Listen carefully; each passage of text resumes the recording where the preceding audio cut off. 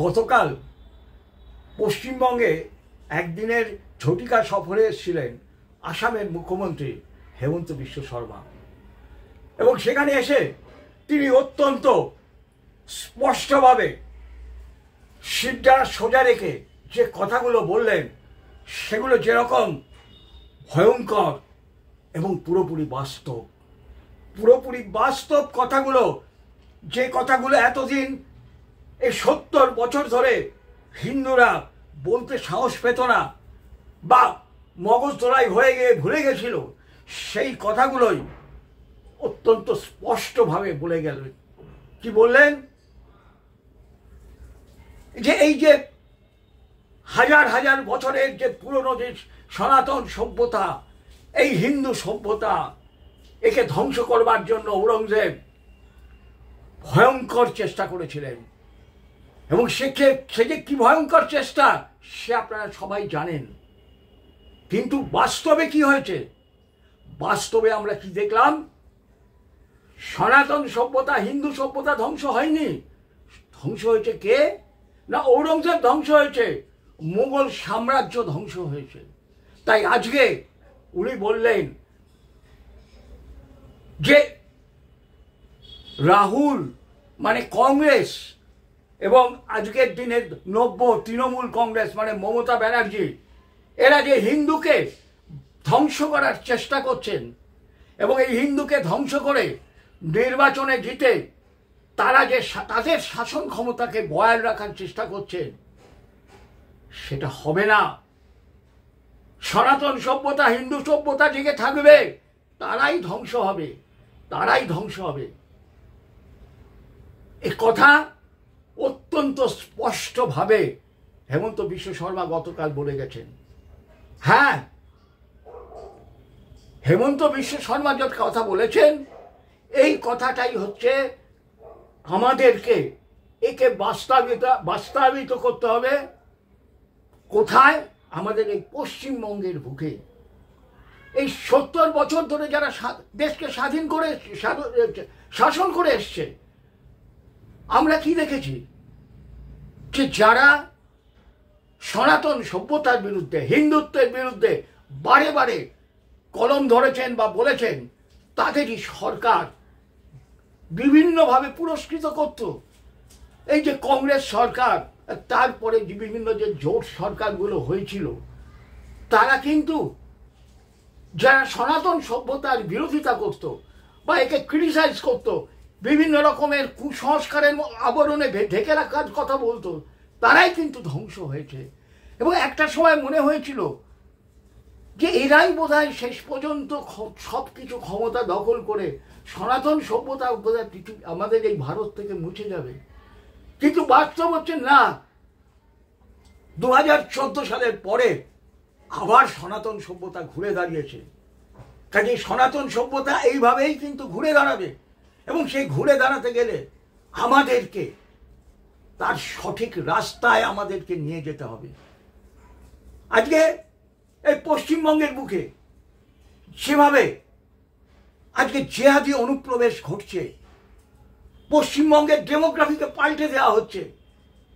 আজকে বনগাঁয় একটা উদাহরণ হিসেবে আপনাদের যদি তুলে ধরি, শহীদুল ইসলাম, বসিরহাটের বাড়ি, বাগদায় তার পরিবার থাকে, আর সে নিজে হচ্ছে বাংলাদেশের যশোরের ভোটার, এবং সে আবার তৃণমূল কংগ্রেসের লিডার।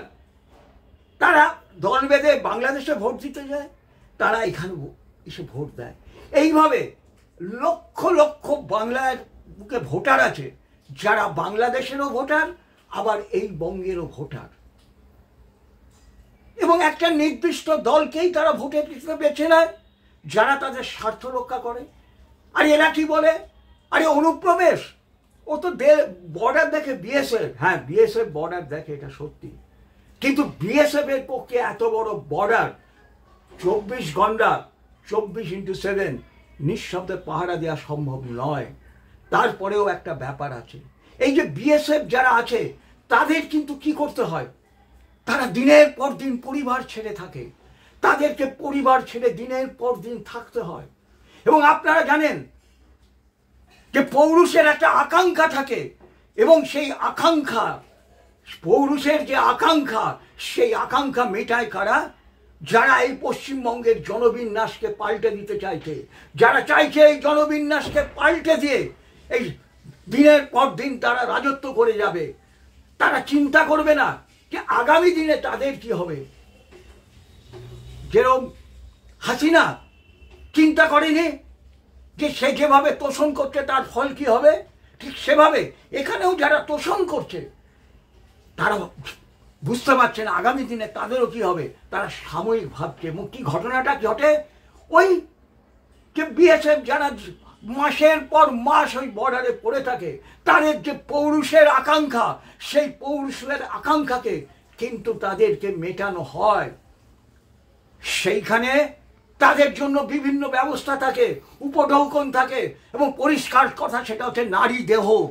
নারী দেহ আমি অত্যন্ত দীপ্তভাবে বলছি, তাদেরকে নারী দেহের টোপ দেখিয়ে, তাদেরকে ওই লোভ দেখিয়ে তাদেরকে নিয়ে যাওয়া হয় বিভিন্ন বাড়িতে, বিভিন্ন ঘরে। সেইখানে তারা থাকে এবং তারা যখন তাদের দৈহিক আকাঙ্ক্ষা মেটাবার জন্য তারা যখন কিছু করে, ওই সময় যে বর্ডার ফাঁকা পায় তারা চলে আসে। এটা বাস্তব, একে অস্বীকার করা যাবে না। পৌরুষের আকাঙ্ক্ষাকে আপনি অস্বীকার করতে পারবেন না। এবং সেই জায়গাটাই কিন্তু এই যারা দেশের পশ্চিমবঙ্গের ডেমোগ্রাফিকে পাল্টে দিতে যাচ্ছে এবং থেকে নিজেরা ক্ষমতায় থাকতে চাচ্ছে, তারা কিন্তু এইটাকে ব্যবহার করে।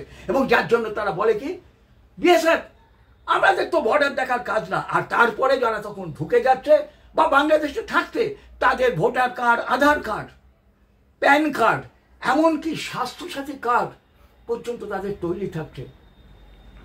পরশুদিন শিয়ালদা স্টেশনে এক অদ্ভুত ঘটনা ঘটে গেল। রেল পুলিশ কি দেখছে, যে দুজন ঘুরছে স্টেশনের মধ্যে, তাদেরকে যখন পাকড়াও করলো, এবং সেটা সাধারণত দেখা যায় 5, 6, 7, 8, 9, 10 এই প্ল্যাটফর্মগুলোতে, দেখা গেল তাদের কাছে voter card, Aadhaar card, PAN card, Swasthyasathi card. আপনার কাছে হয়তো এত কার্ড নেই, সব তারা রয়েছে। এবং তারা কোথা এসছে? বাংলাদেশি। তারা কি ভয়ঙ্কর এই পরিস্থিতি বাংলাদেশে, এই পশ্চিমবঙ্গের বুকে ঘটে চলেছে অত্যন্ত প্ল্যান্ড ওয়েতে।